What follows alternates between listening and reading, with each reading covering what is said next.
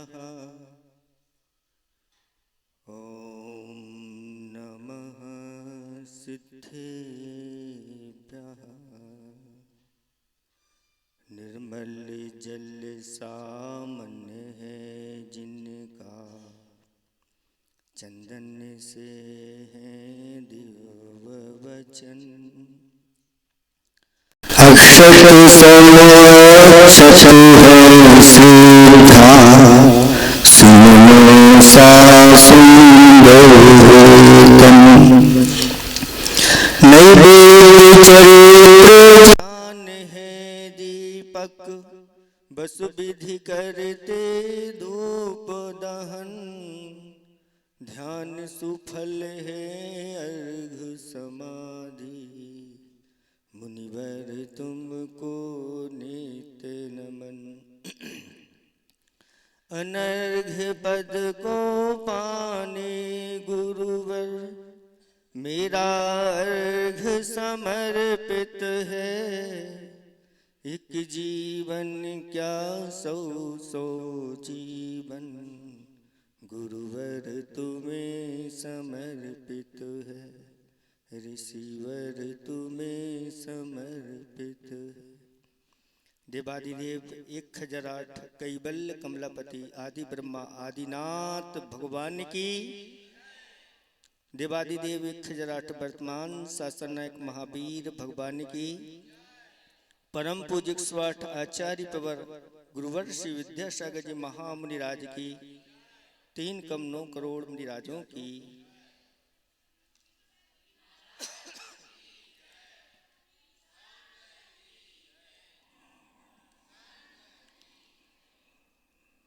धर्म स्नेही भवात्माओं,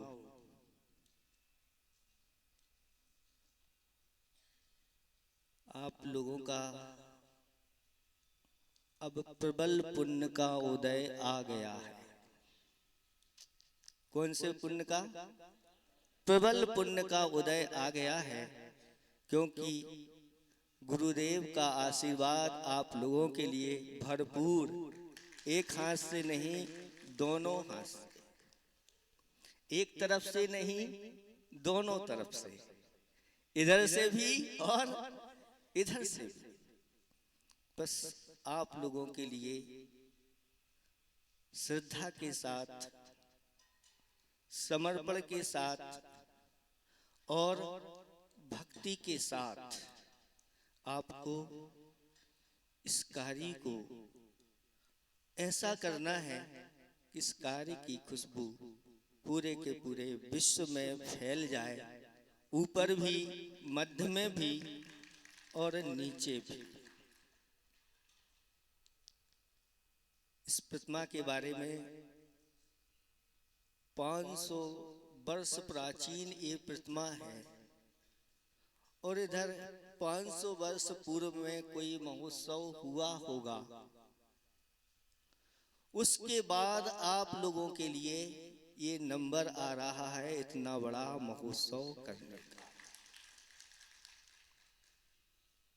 कहते हैं कि ऐसे महोत्सव तभी हो पाते हैं जब लोगों का पुण्य गाढ़ा होता है। और उस पुण्य के गाढ़ा करने में कौन निमित्त है? तो यहाँ बैठी हुई ये आरिका संघ आप लोगों के लिए प्रेरणा दी कि इतने अतिशयकारी भगवान होते हुए भी एक सामान्य स्थान पर बैठे हैं,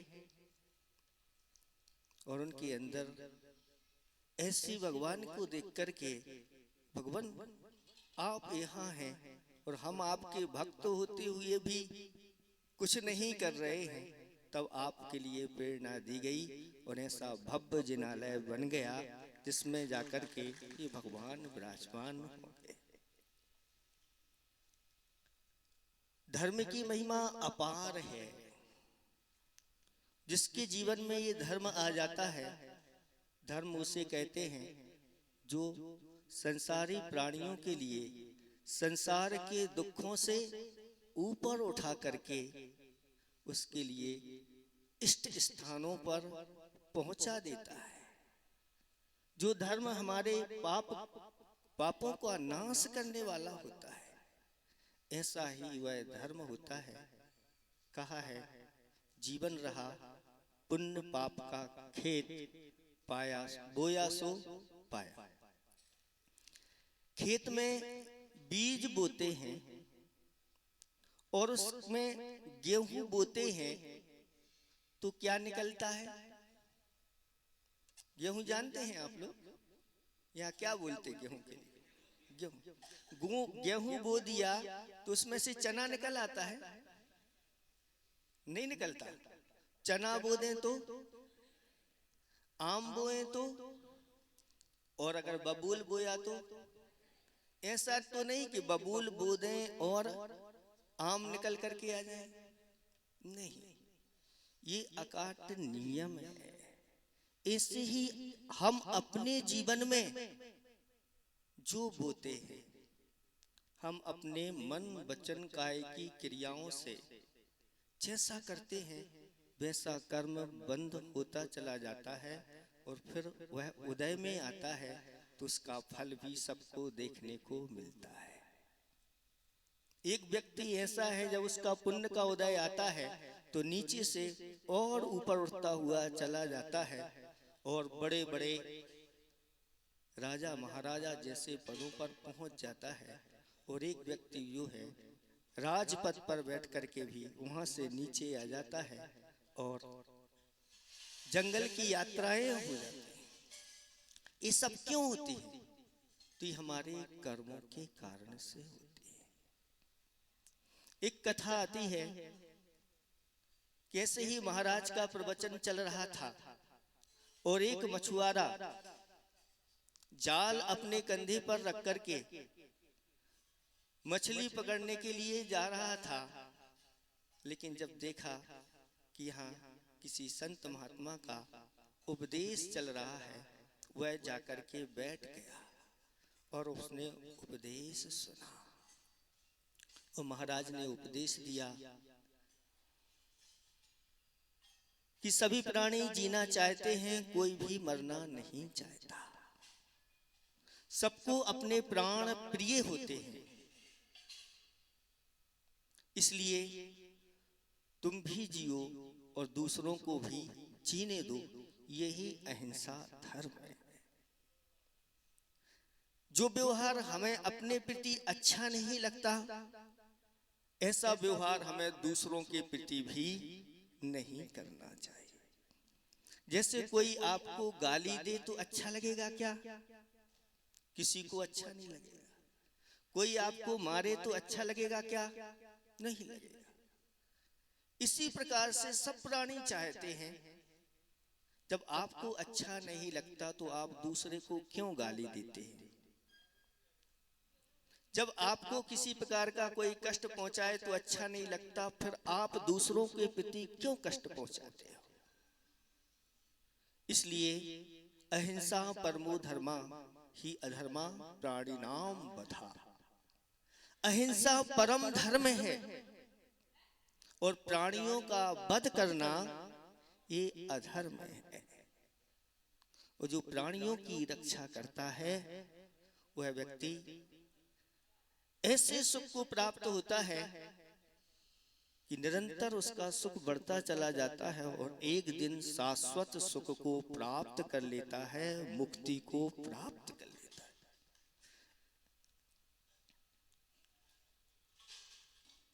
जब महाराज का प्रवचन पूर्ण हो गया, उसको बहुत अच्छा लगा महाराज का प्रवचन, और महाराज से निवेदन करता है कि महाराज मेरा भी कल्याण करो, मुझे कोई व्रत दो जिससे मेरा कल्याण हो। तो महाराज ने कहा कि जीवों की हिंसा करना छोड़ दो। वह कहता है, महाराज ये नियम तो मैं नहीं ले पाऊंगा, क्योंकि इसके माध्यम से ही मेरा जीवन चलता है। मैं मछली पकड़ता हूं और उसको बेच करके हमारा कार्य चलता है, इसलिए मैं ये नियम नहीं ले पाऊंगा। महाराज ने कहा तो ऐसा करो कि जो पहली मछली तुम्हारे जाल में आए उसको जीवन दान देना। वह कहता है महाराज इतना तो हम कर लेंगे, पहली मछली तो हम ग्रहण नहीं करेंगे, उसके लिए जीवन दान देंगे। और संकल्प उसने कर लिया। महाराज ने उसको मंत्र भी दे दिया कि कभी भी कोई संकट आए, दुख पड़े तो इस मंत्र का जाप करना। और बड़े खुशी के साथ, आनंद के साथ कि आज गुरु महाराज का आशीर्वाद मिला है और जीवन में हमने कुछ ऐसा नियम लिया है, अब मेरा कल्याण अवश्य होगा। और जाकर के वह छिप्रा नदी थी, सिप्रा भी बोलते हैं, और उस पर जाकर के जाल फेंका और एक बहुत बड़ी मछली उस जाल में आ गई। विचार किया, मैंने संकल्प लिया है इस मछली को तो जीवन दान देंगे। और उसमें एक धागा बांध करके उसको छोड़ दिया और आगे जाकर के अपना जाल डाला। लेकिन संयोगवश वही मछली फिर जाल में आ गई। उसको छोड़ा और आगे जाकर के जाल डाला और इंतजार किया, फिर वही मछली जाल में आ गई। फिर आगे बढ़कर के फिर जाल डाला, फिर वही मछली आई। ऐसे करते 5 बार वह मछली उसी जाल में आई, वही मछली आई।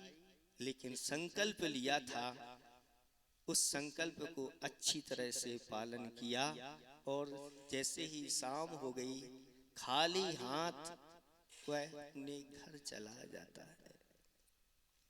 लेकिन जैसे ही घर पहुंचता है, पत्नी भूखी बैठी हुई थी, और जब खाली हाथ यह पहुंच गया, उसकी पत्नी ने अनेक प्रकार की बातें सुनाना प्रारंभ कर दी। संसारी प्राणी स्वार्थी है, अगर उसकी स्वार्थ की पूर्ति होती रहती है तो सब कुछ अच्छा चलता है, और जब स्वार्थ की पूर्ति नहीं होती तो। और ऐसा ही हुआ। और पूछ लिया कि क्यों, उसने सारी घटना सुना दी। तब वह उसकी पत्नी कहती है, जाओ अब तुम्हारे घर में आने का कोई काम नहीं, उन्हीं महाराज के पास जाओ वही, और दरवाजे लगा लेते। वह मछुआरा बाहर ही रात्रि में शयन करता है और भगवान का नाम लेते हुए जो मंत्र दिया था महाराज, उस मंत्र का स्मरण करते हुए बाहर सो जाता है।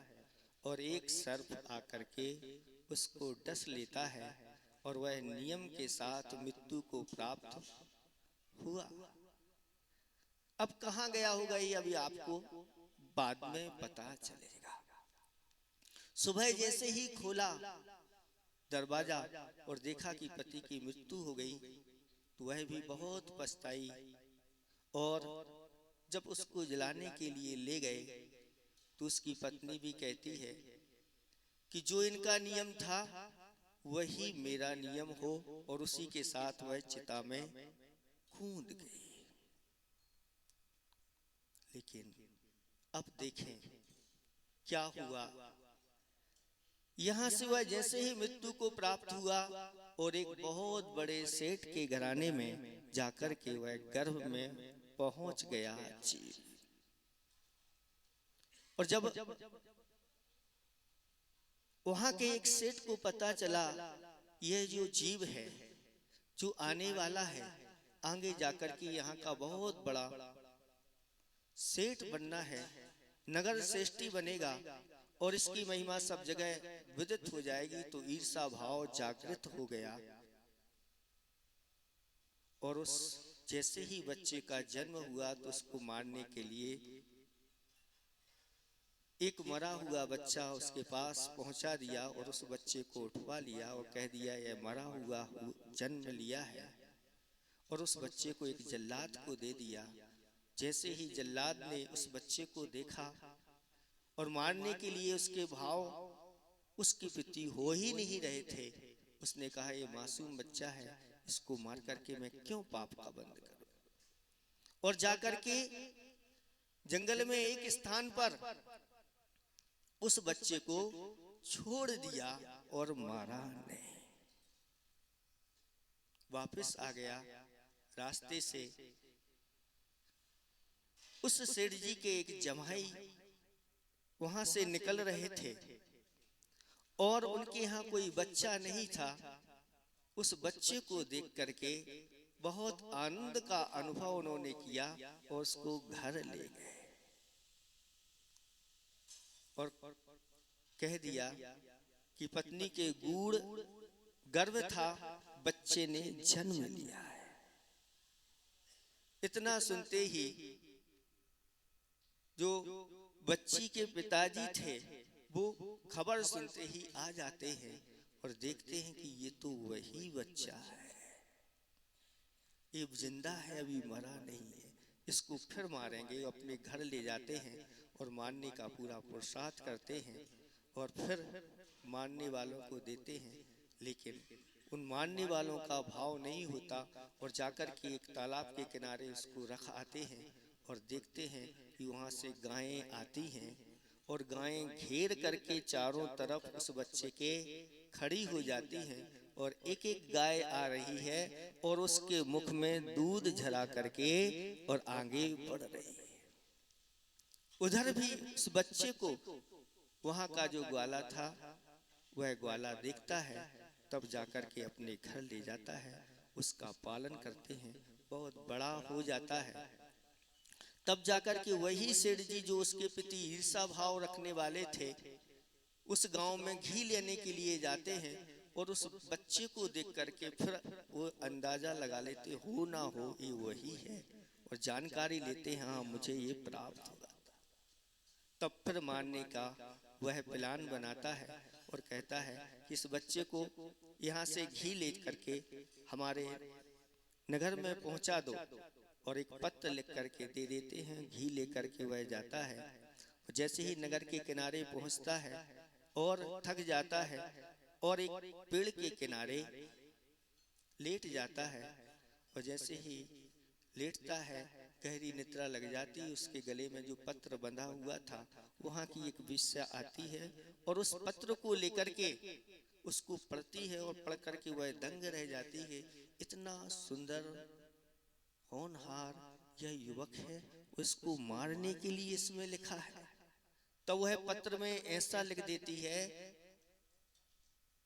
और कहती है कि ये बहुत ही होनहार युवक है और इसके साथ तुम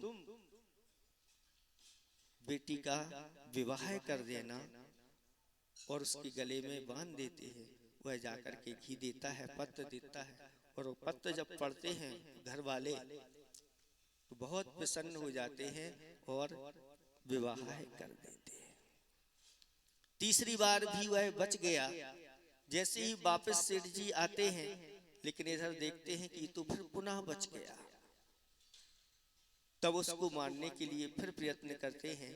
चौथी बार भी मारने का प्रयत्न करते हैं और अपने ही बेटे को वह खो बैठते हैं, वह बच जाता है। पांचवी बार भी पुनः मारने का प्रयास किया जाता है लेकिन जब पांचवी बार मारने का प्रयास किए जाते हैं तो उस समय वह अपनी सेठानी से कह देता है कि तुम ही कोई उपाय करो। तब वह अच्छे अच्छे लड्डू तैयार करती है। उन लड्डू और कुछ मेले लड्डू रहते हैं उनको तैयार करती है अच्छे लड्डुओं में। तो वह विष मिला देती है और मटमैले लड्डू ज्यों के त्यों रखते हैं। वह पानी भरने के लिए चली जाती है। इधर कह जाती है बेटी ये अच्छे वाले जो लड्डू हैं ये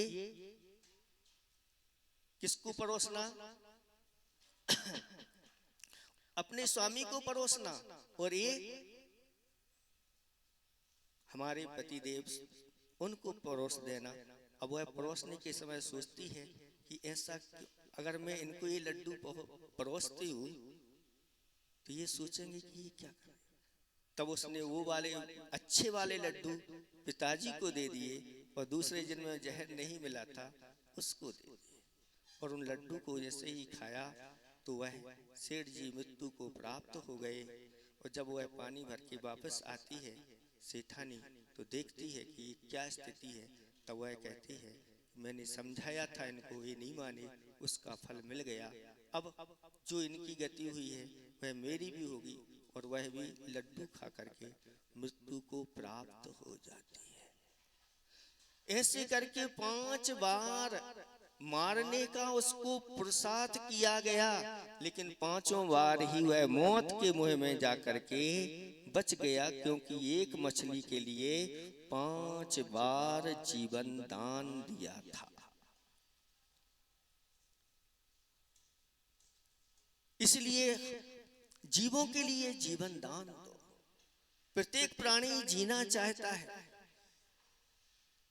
कहते हैं जो जीवों को मारता है या जीवों को मार करके उनका मांस आदि का भक्षण करता है, वह उतनी बार जितने उस पशु में रोम होते हैं, बाल होते हैं, उतनी बार उस पर्याय को प्राप्त होकर के बार बार मरना पड़ता है।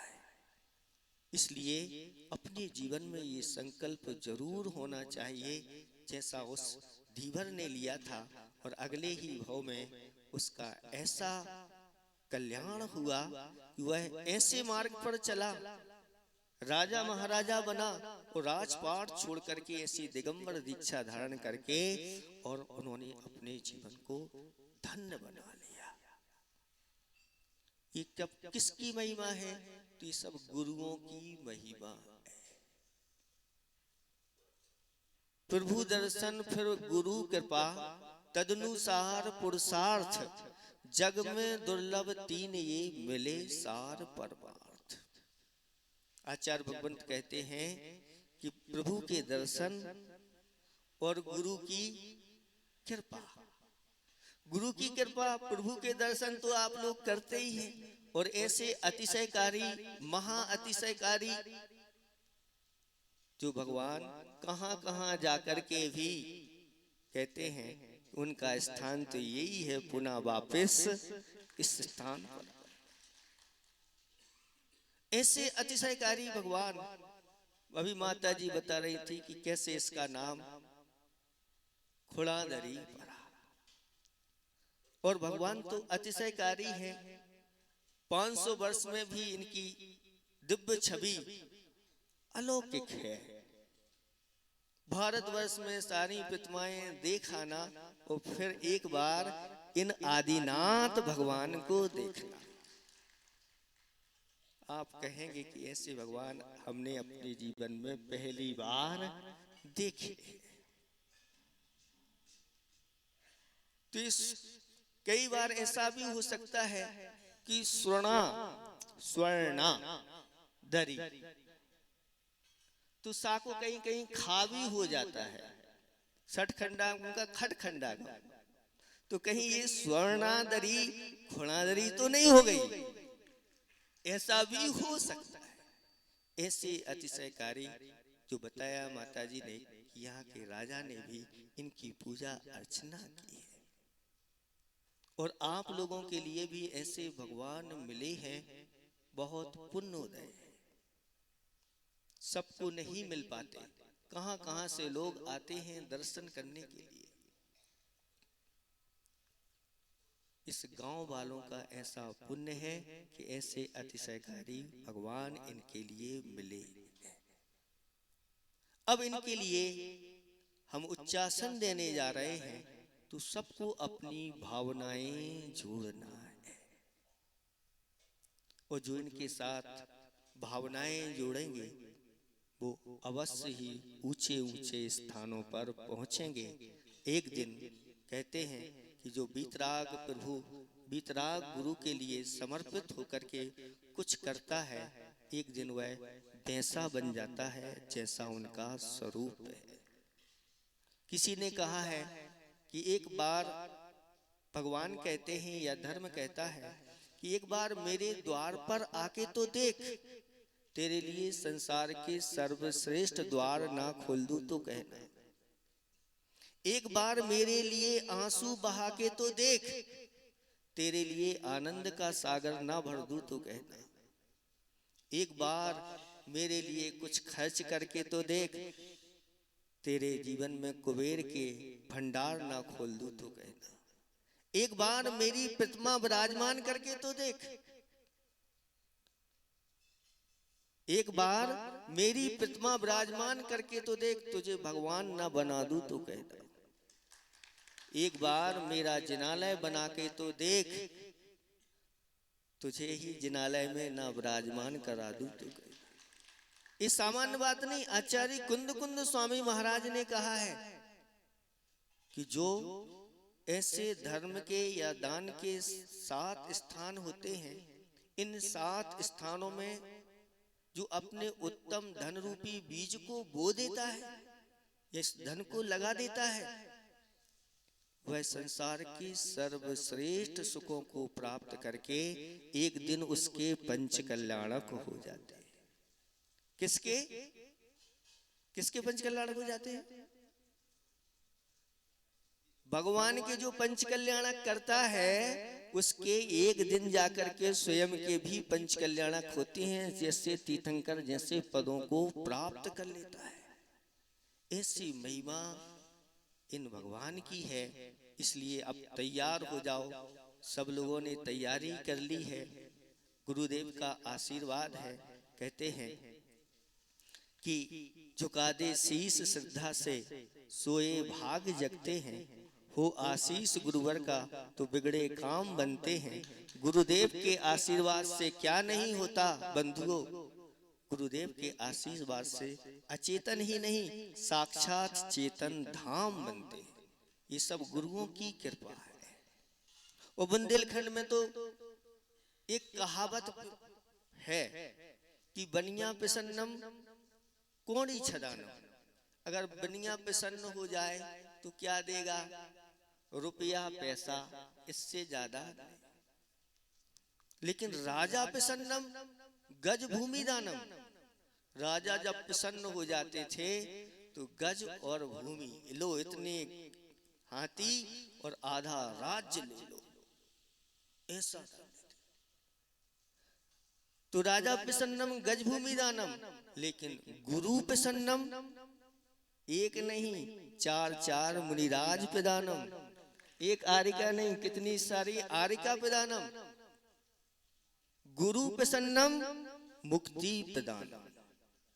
गुरु जिसके ऊपर प्रसन्न हो जाते हैं, मुक्ति बहुत जल्दी उसको प्राप्त हो जाती है। ऐसा ही सौभाग्य। ये कौन सा क्षेत्र कहलाता है? खड़ग क्षेत्र। खड़ग। और एक खड़ग क्षेत्र का माता जी बता रही थी कि ये ऐसा, यहाँ पर अभी तक गजरथ आदि हैं, रथ आदि हैं, वो नहीं चलाए गए हैं। सुनने में ऐसा नहीं आया है। लेकिन अब पुण्योदय आ रहा है कि आपको रथोत्सव भी देखने को मिलेगा।